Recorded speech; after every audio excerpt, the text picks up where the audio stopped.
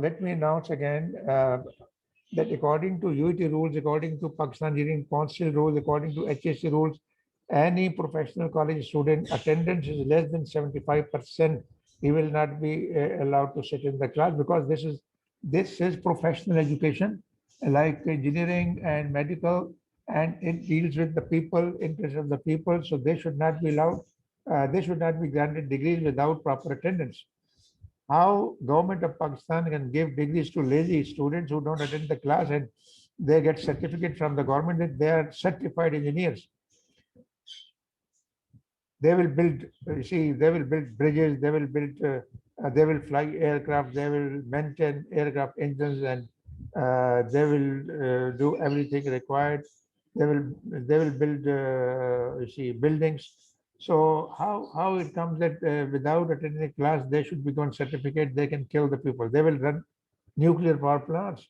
So without attending the class, they will not get full knowledge, and without full knowledge, they are not supposed to practice engineering. इसीलिए engineering council बनी है, Pakistan engineering council पूरी दुनिया में होती है, उसके इम्तिहान देने पड़ते हैं, उसकी क्राइटेरिया फिलअप करना पड़ता है, उसीलिए इदारा भी क्राइटेरिया पे जो है ना वो पूरा उतरता है, तब जाके आपको डिग्री मिलती है, और इदारा कहता है कि हाजिरी का ये रिकॉर्ड रखो. So now what we are doing is we are going ahead, and before going ahead, we will go backward because we have discussed absorption refrigeration machine, ammonia, water system, and in detail, but not that pros and cons, any advantages and disadvantages of other type, which is called lithium bromide water system. So now in lithium bromide water system, I'm looking for that place. It is in this. This was about ammonia. After ammonia, there should be, I think before, yeah.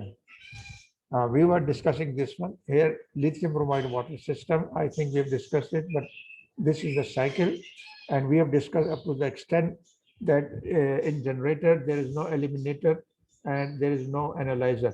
So this is the difference between aqua ammonia and lithium bromide water system. Another difference is water system can work on positive temperature but not negative temperature.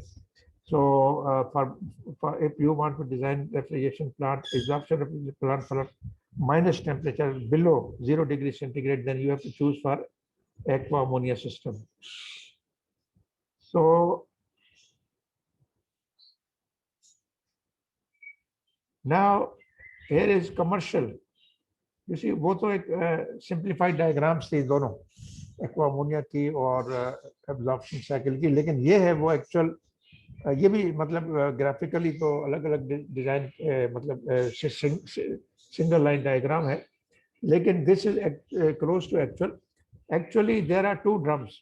जब आप side पे जाएंगे तो आपको एक बहुत huge, बहुत बड़ा टैंक नजर आएगा हॉरिजॉन्टल ऊपर, और उससे भी बड़ा उसके नीचे, और एक फ्रेम होगा, इस तरह का एक फ्रेम होगा, उस फ्रेम के अंदर नीचे नीचे एक ड्रम होगा, एक ऊपर होगा, और साइडों पे जो आपको नजर भी नहीं आएंगी, साइडों पे ये इस तरह के पाइप लगे होंगे. ये जितने पाइप लाइन हमने सिंगल लाइन में दिखाई है, ये पाइपिंग लगी होंगी, और एक पंप होगा.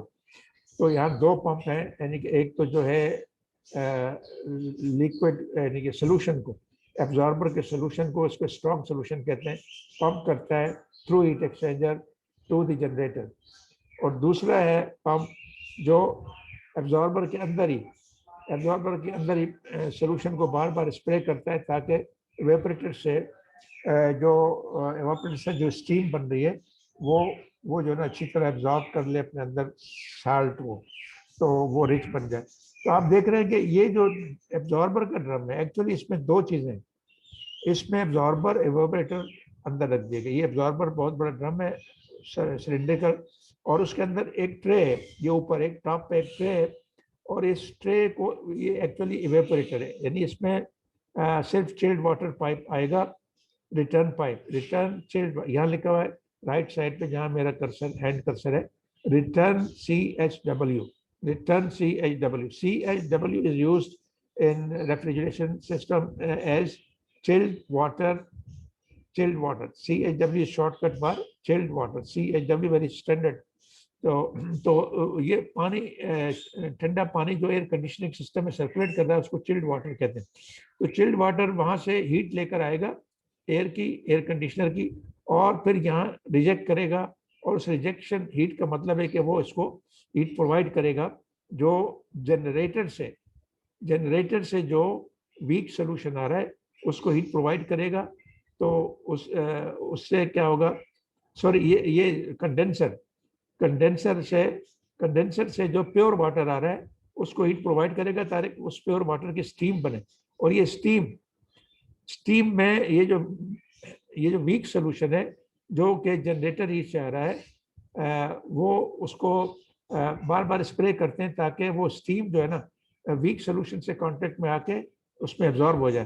तो फिर पानी जब उसमें एब्जॉर्ब होता है तो वो तो डाइल्यूट हो जाता है, एक्चुअली वो रिच सोल्यूशन होता है इन वाटर। तो आप देख रहे हैं कि वो चार कंपोनेंट जो थे यहाँ दो इधर आ गए और दो इधर आ गए, दो बन गए। ये ऊपर जो जनरेटर है, जनरेटर के ऊपर भी एक ट्रे है, ये कंडेंसर है, कंडेंसर भी एक ट्रे है और एवेपोरेटर भी एक ट्रे है। एवेपोरेटर एब्जॉर्बर के अंदर रखा हुआ है और कंडेंसर जनरेटर के अंदर रखा हुआ है। उसकी वजह यह है कि दोनों एक ही प्रेशर पे होते हैं, एवेपोरेटर का प्रेशर और एब्जॉर्बर का प्रेशर एक ही होता है, और जो कंडेंसर का प्रेशर और जनरेटर का प्रेशर एक ही होता है।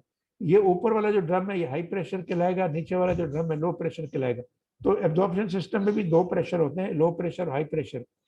और ये अरेंजमेंट इसलिए किया गया कि कंप्रेसर के बगैर लो प्रेशर वेपर को एब्जॉर्ब करके पंप करके और हीट एक्सचेंज करके हम जनरेटर में भेजें, हाई प्रेशर हो गया। अब हाई प्रेशर होने के बाद अब आप देख रहे हैं कि हाई प्रेशर लो प्रेशर में नॉन रिटर्न वाल्व, ये वाला, ये एब्जॉर्ब, ये जो थ्रॉटल वाल्व इन्वॉल्व। तो थ्रॉटल वाल्व का काम क्या है, ये कंडेंसर में से हाई प्रेशर लिक्विड वाटर को लेकर लो प्रेशर पे ले आए ताकि कूलिंग हो सके। कूलिंग वाटर की ज़्यादा से ज़्यादा 4-5 डिग्री तक की जाती है।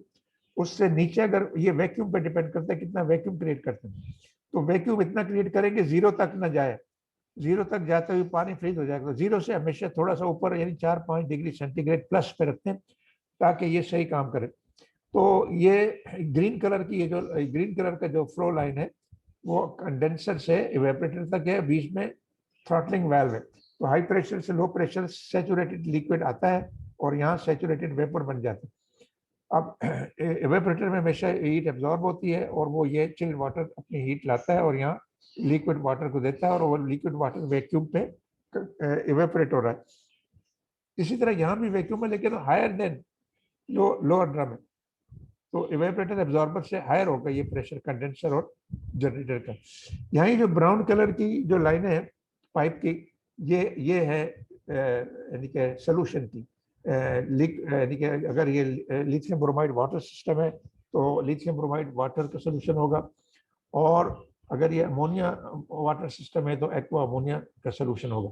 तो ये पंप करके हीट एक्सचेंजर में आपने हॉट लिक्विड जो है वो जनरेटर से आएगा और अपनी हीट देकर कोल्डर लिक्विड जो है उसको कोल्डर सोल्यूशन, इसको हम रिच सोल्यूशन कहते हैं। Colder solution is rich solution, जो पंप करना मकसद होता है जनरेटर तक चला जाए।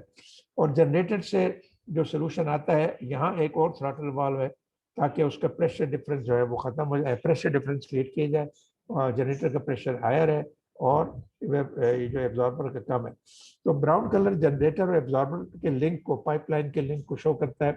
ग्रीन जो है वो रेफ्रिजरेंट वाटर यानी वैक्यूम में कंडेंस होता है और vacuum through throttle valve pressure drop करके इवेपोरेटर में आता है।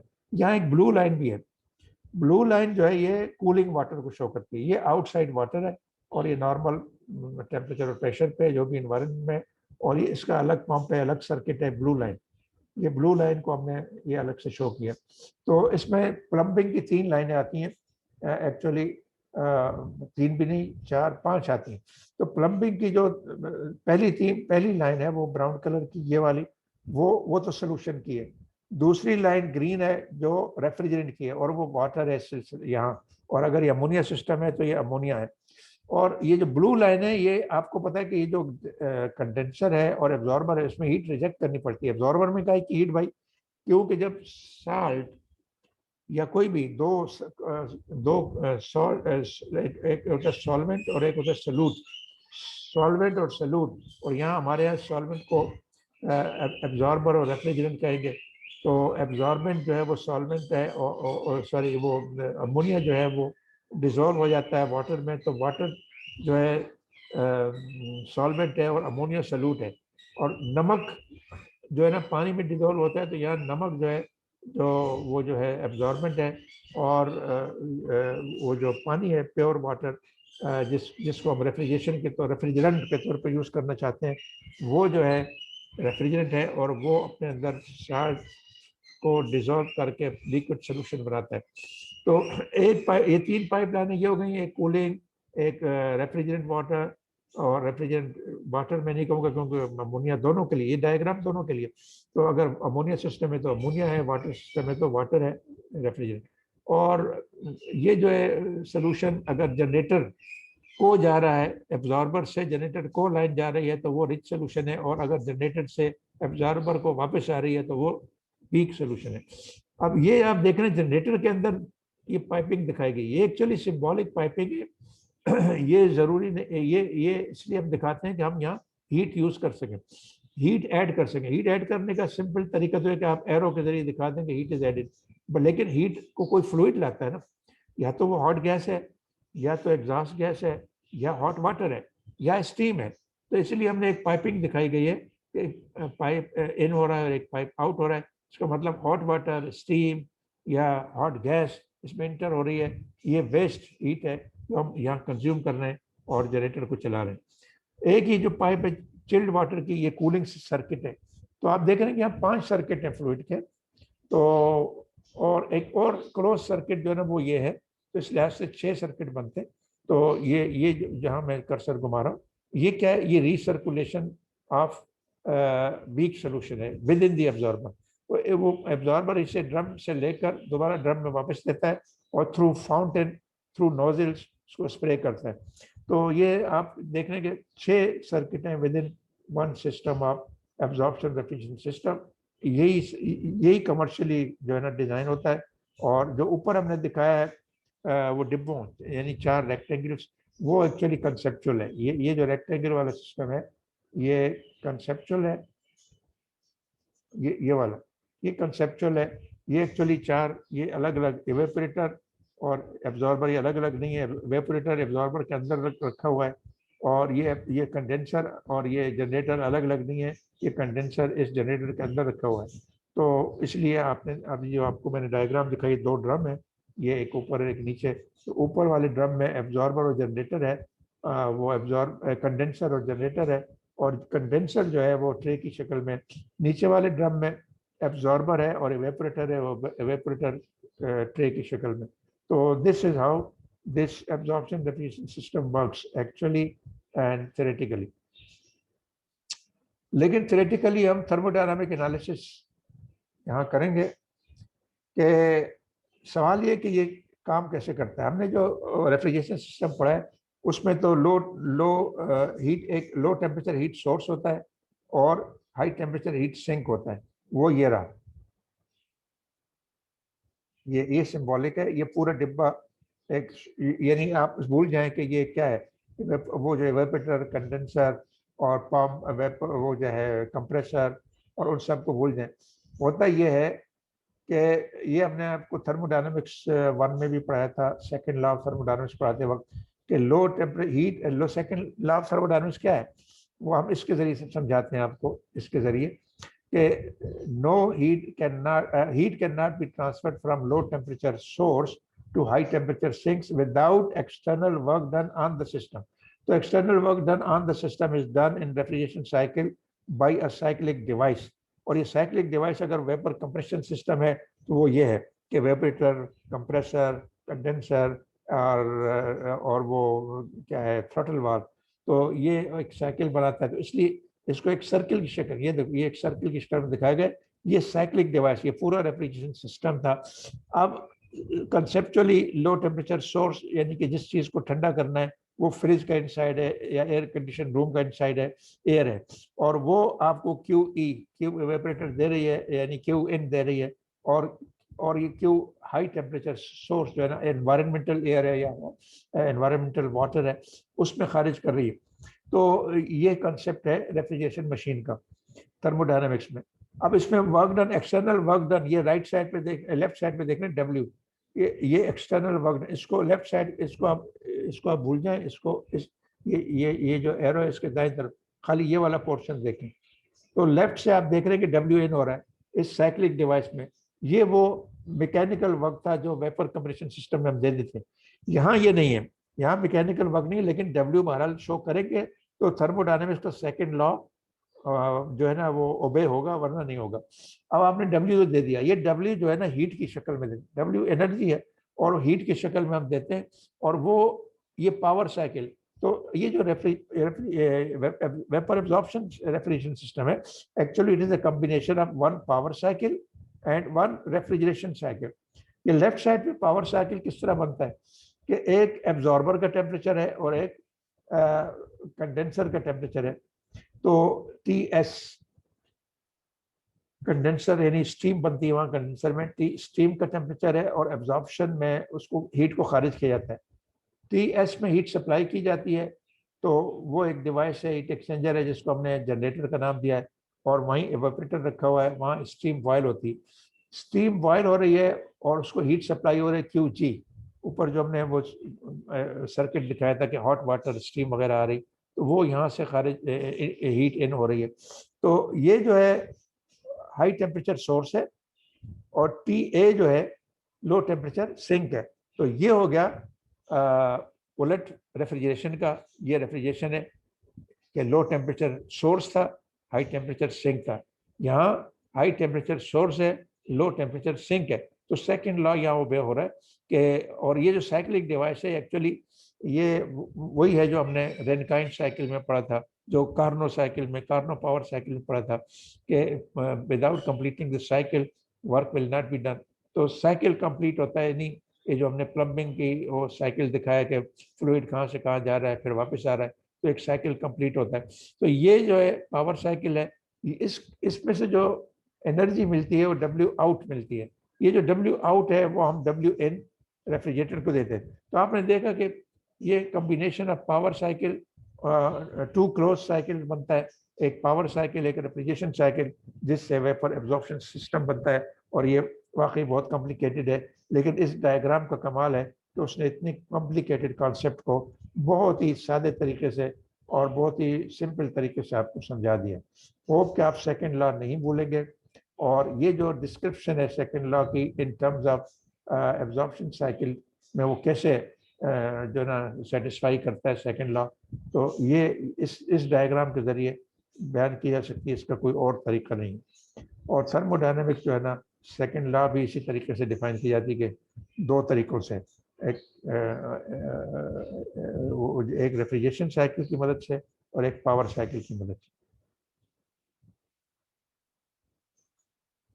अब उसी डायग्राम की मदद से जो हमने ऊपर कंसेप्चुअल डायग्राम बनाई है, हमने जिस तरह थर्मोडायनेमिक्स में भी ये प्रूव किया था कि ये आप देख रहे हैं कि नीचे एक साइकिल है फिर एक ऊपर। अगेन मुझे माफ़ कर दे इस बात पर कि इसमें छोटी सी मिस्टेक थी, जो जिस स्टूडेंट से मैंने काम करवाया था उसने ज़रा इसको सही नहीं देख सका। वो क्योंकि वो हैंड रिटन स्लाइड थी और उसमें से उसको, और बंदा थका होता है जब काम करता है तो एरोस का साइकिल कंफ्यूज करता है। आप कंफ्यूज ना करें, ऊपर वाला साइकिल क्लॉकवाइज होगा, ये पावर साइकिल है। नीचे वाला साइकिल एंटी क्लॉक होगा, एंटी क्लॉक। आप देख रहे हैं सब कुछ, ये जो दो एरो है, ये वर्टिकल, ये जहाँ मेरा ये हैंड कर्सर है, ये इसके साथ ये एरो डाउनवर्ड है, ये अपवर्ड होना चाहिए। नोट कर लें, ये एरो अपवर्ड होना चाहिए। ये लेफ्ट साइड वाला वर्टिकल एरो, ये जहाँ मेरा हैंड कर्सर है, लोअर साइकिल रेफ्रिजरेशन साइकिल, ये भी डाउनवर्ड होना चाहिए। तो ये दो मिस्टेक्स हैं इसमें। तो ये दो एरोस डाउनवर्ड, ये वाला और ये वाला एरो डाउनवर्ड होने चाहिए, अदरवाइज ये सारी डायग्राम सही है। तो ये एंटी क्लॉकवाइज हमेशा रेफ्रिजरेशन साइकिल होता है on T S diagram. Vertical axis पे टी है, याद रखें, और पी नहीं है। और हॉरिजॉन्टल एक्सिस पे एंट्रोपी है, एस, एंथैल्पी नहीं है। तो टी एस डायग्राम है ये। तो ये ज्योमेट्रिकली इस डायग्राम की मदद से we can prove that COP of this cycle is defined with the help of low temperature source. यहाँ TR है, ये TR याद रखें, ये रहा TR. This is the lowest temperature in the cycle. Refrigerant का टेम्परेचर TR, जिसपे cooling हम ले रहे हैं, जिसपे हम लो टेम्परेचर वाटर जो है ना 4 डिग्री 5 डिग्री पे बॉयल हो रहा है, दैट इज TR. अगर वो अमोनिया है तो -30 पे बॉयल हो रहा है, लिक्विड अमोनिया, तो वो TR है. और एक है TS, high temperature source. Generator में हाईएस्ट टेम्परेचर होता है, कंडेंसर और जनरेटर में हाईएस्ट टेम्परेचर होता है. तो कंडेंसर का यानी जनरेटर में हाईएस्ट टेम्परेचर होता है, कंडेंसर तो जो प्रेशर होगा उसके अगेंस्ट में जो सैचुरेटेड टेम्परेचर होगा वो होगा. For example saturated temperature generator में 40 डिग्री सेंटीग्रेड है, कंडेंसर में 40 डिग्री है या 35 डिग्री है, क्योंकि वो कूलिंग वाटर से कूल हो रहा है. कूलिंग वाटर का टेम्परेचर वही होता है जो दरिया का या कुएं का या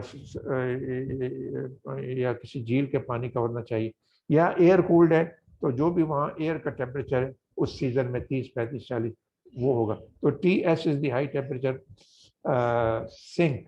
तो वो हीट लेके जाता है, कूलिंग करता है, यानी कि डिवाइस को, कंडेंसर को कूल करता है ताकि साइकिल कंप्लीट हो जाए. तो ये TS ये शो कर दिया हमने. बीच में क्या है TA. TA एक्चुअली ये वो टेम्परेचर है जिसमें जो ambient temperature, A for ambient, और TS हाई टेम्परेचर सोर्स, यानी कि हाई टेम्परेचर सोर्स आपके पास हॉट वाटर है, स्टीम है या सोलर हीट है, जो भी है, उसका टेम्परेचर अमूमन 80 90 100 से ज़्यादा नहीं होता. तो 80 90 100 डिग्री होगा. और रेफ्रिजरेशन टेम्परेचर वो होगा जिस पर आप रेफ्रिजरेशन कर रहे हैं. अगर वो चिल्ड वाटर सिस्टम है तो वो माइनस में नहीं हो सकता, वो +4 +5 +6 +7 ये हो सकता है. जीरो से दूर, जीरो से जरा हट के होगा, जीरो के करीब नहीं आना. और अगर वो अमोनिया है तो वो कुछ भी हो सकता है, -30 भी हो सकता है, -35 भी हो सकता है, वो जीरो भी हो सकता है और प्लस भी हो सकता है. डिपेंड करता है आप किस टेम्परेचर उसको रखना चाहते हैं. तो ये 3 टेम्परेचर याद रखें, TR TA TS. और हम इस डायग्राम की मदद से, इस TS डायग्राम, इन 2 रेक्टेंगल की मदद से हम साबित करेंगे, नीचे डिराइव करेंगे एक फार्मूला कि ये COP ऑफ एब्जॉर्प्शन सिस्टम दरअसल it is a function of absolute temperature TR TA and TS. तो ये है इसका मकसद शो करने का. आप देखेंगे इस डायग्राम में ये जो रेक्टेंगल है ये एंटी क्लॉकवाइज, ये रेफ्रिजरेशन है, रेफ्रिजरेशन साइकिल है, कार्नो रेफ्रिजरेशन साइकिल है. और ये जो ऊपर है ये कार्नो पावर साइकिल. कार्नो इसलिए कि ये रेक्टेंगल है, perfect rectangle, there is no irreversibility, यानी heat transfer takes place at TR constant temperature. Heat transfer takes place at TS constant temperature, horizontal line, और heat transfer takes place at TA constant temperature.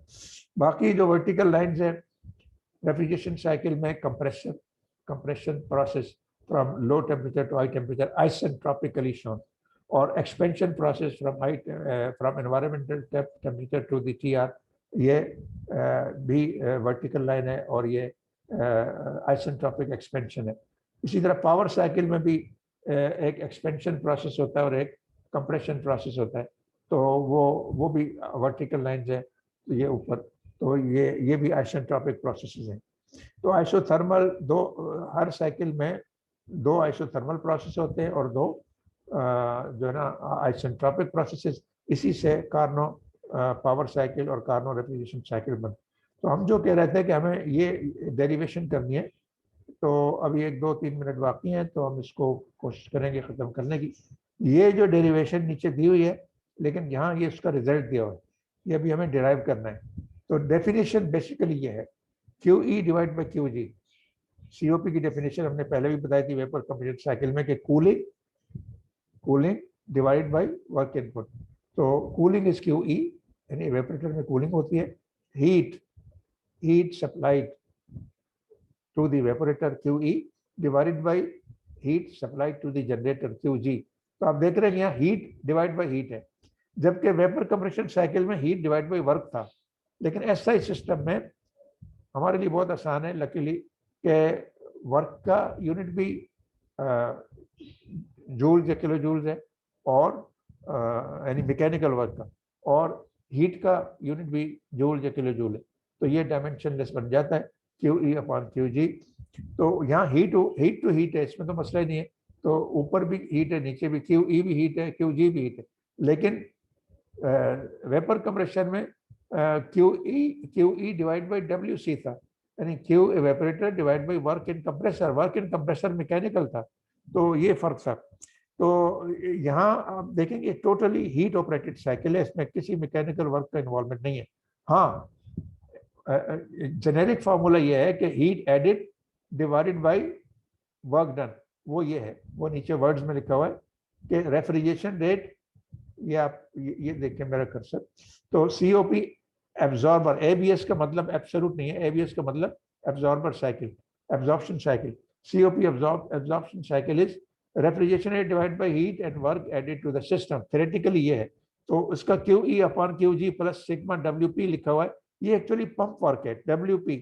Theoretically हम pump work को ignore नहीं कर सकते, लेकिन practically हम कर सकते हैं, क्योंकि Q G thousands of kilo joule में होगा और पंप वर्क बस 15-20 या 150 किलो जूल होगा, इसीलिए हम इसको इग्नोर कर देते हैं। तो ये रेशो सही इंजीनियरिंग पॉइंट ऑफ व्यू से Q E upon Q G, ये जो ऊपर हमने लिखा है ये सही आती है। लेकिन एक्चुअली आपसे पूछा जा सकता है भाई पंप में पंप वर्क भी तो हो रहा है, वहाँ 2 पंप भी तो चल रहे हैं, वो भी तो इलेक्ट्रिकल एनर्जी कंज्यूम कर रहे हैं, मैकेनिकल वर्क दे रहे हैं, तो उसको भी ऐड करना चाहिए। आप कहें कि हाँ जरूर ऐड करना चाहिए, लेकिन न्यूमेरिकली हम इंजीनियर हैं, हमें तो वो डिजिट कैलकुलेट करना है कि सीओपी होगा ज़्यादा ज़्यादा 0.6, 0.7, 0.5, तो हम उसको कैलकुलेट करना है, ना कि इतनी बारीकी में जाना है कि हज़ारों, यानी कि आप 10,000 या 1,00,000 किलो जूल में 15-20 और किलो जूल डाल दें तो उससे कोई इस रेशो में ज़्यादा फर्क नहीं आएगा। लिहाजा हमें इस तरीके से भी बगैर पंप वर्क को इंक्लूड किए हम, जो कि छोटे अमाउंट में, हम ये डिराइव कर सकते हैं रिलेशनशिप। तो इसकी डेरिवेशन हम ये नीचे दी हुई है, ये आप पढ़ लीजिएगा कि पहले आप क्यू ई कैलकुलेट करेंगे, that is area under the curve, area of the lower cycle rectangle, और क्यू जी जो है ना वो area under the curve T S. तो वो जब आप करेंगे इन टर्म ऑफ ज्योमेट्रिकल, तो वो फिर ये बनता है। आप टी एस डायग्राम की ज्योमेट्री देखें, वर्क डन इज टी, यानी कि ये sorry cooling is T S minus T A, यानी सॉरी ये पावर साइकिल का, ये पावर साइकिल की कार्बन एफिशिएंसी का फार्मूला ये होगा कि work done, net work done divide by net work done divide by heat supply, वो ये है। और वो ये डेल्टा एस कैंसिल हो जाएगा और टी एस माइनस टी है, ये ऊपर वाली रेक्टेंगल जो है ऊपर जो हमने टी एस डायग्राम ड्रा की है उसके लिहाज से पहले आप कार्बन साइकिल की एफिशिएंसी निकालेंगे, वो पावर साइकिल है। उसके बाद एक फार्मूला ये भी एक थर्मल एफिशिएंसी का हमने पढ़ा था थर्मो 1 में कि W net divide by Q G, Q G वहाँ स्टीम था यानी बॉयलर था, यहाँ क्यू जी जो है ना ये जनरेटर कहलाता है। तो W net divide by Q G, ये भी वही है कि area of the upper triangle divided by area under the curve, ऊपर वाली टी एस के नीचे जो कर्व आती है, हाईएस्ट टेम्परेचर के नीचे वाली जो कर्व, नीचे वाला जो एरिया है। तो अब ये जो है जब ये इसको हम इक्वेट कर लेंगे, ये ऊपर वाला ये भी एफिशिएंसी है कार्बनों की और नीचे वाला ये भी एफिशिएंसी है, इन दोनों को इक्वेट कर लेंगे राइट साइड, इसका राइट साइड इसके राइट साइड के बराबर आ गया, तो आपको ये इक्वेशन मिल गई। तो जब ये इक्वेशन मिल गई तो इसमें आपको क्यू जी निकाल लें, ये जो क्यू जी है इसको एक तरफ ले जाएं, बाकी राइट साइड पे कर दें। Now you got this equation Q G, क्योंकि हमें Q E upon Q G चाहिए, तो क्यू जी हमने यहाँ से निकाल लिया, क्यू ई हम इसी तरीके से नीचे वाला जो ट्राइंगल रेक्टेंगल है ऊपर वाली टी एस डायग्राम में, तो वो ये बनता है कि T R multiplied by T S minus T है, और डब्ल्यू दोनों में कॉमन है, और वहाँ से ये सी ओ पी निकालते हैं हम, यानी कि T S minus T sorry T A minus T R divided by W, that is उसका सी ओ पी। तो उसको जब हम ऊपर नीचे क्यू ई अपॉन क्यू जी रखेंगे तो डब्ल्यू ऊपर भी आएगा नीचे भी आएगा, डब्ल्यू कैंसिल हो जाएगा, और ये रिलेशनशिप आ जाएगी जो हमने शुरू में बताया था कि ये हम डिराइव करेंगे, और ये हमने डिराइव कर ली with the help of that T S diagram, with the help of that conceptual diagram कि it is a combination of 2 cycles, one is Carnot refrigeration cycle, other is Carnot power cycle. So this is how we prove that maximum, ये maximum है, ये चूंकि हमने Karnaugh cycle assume किया है, तो ये maximum possible COP of any absorption cycle is a function of these three temperature. इसमें कोई हमें रेफ्रिजरेंट इन्वॉल्व नहीं है, कोई लिक्विड, कोई सोल्यूशन, कोई मटेरियल इन्वॉल्व नहीं, सिर्फ एब्सोल्यूट टेम्परेचर ए, एस और आर, सबस्क्रिप्ट ए, एस और आर, बस ये इन्वॉल्व। तो जिस तरह हमने कार्नो के लिए भी डिराइव किया था, Carnot refrigeration cycle, vapour compression cycle में, उसी तरह ये भी है। तो ये फाइनली हमने डिराइव कर लिया क्यू ई, ये रहा क्यू ई। क्यू ई कैसे आया कि दिस इज एक्चुअल, हाँ ये अब खत्म होने वाला है टाइम, तो हम इसको यहाँ लेक्चर खत्म करते हैं। हेलो,